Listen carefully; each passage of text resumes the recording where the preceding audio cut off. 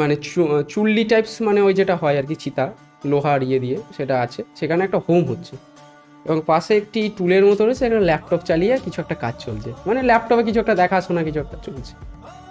কি হচ্ছে এগুলো?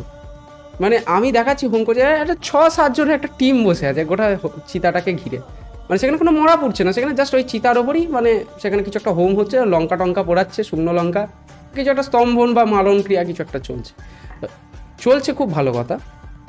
কিন্তু একটা জিনিস বুঝতে হবে যে এই যে ল্যাপটপ চালিয়ে করছে, তার মানে নিশ্চয়ই কিছু ওখান থেকে দেখে করছে। এই দেখাটা কী দেখছে, ল্যাপটপ চালিয়ে কী দেখছে? কোনো পার্টিকুলার পিডিএফ, কোনো কোনো পার্টিকুলার কোনো অনলাইন কোনো সোর্স থেকে কিছু একটা দেখে সেখানে প্রয়োগ চলছে।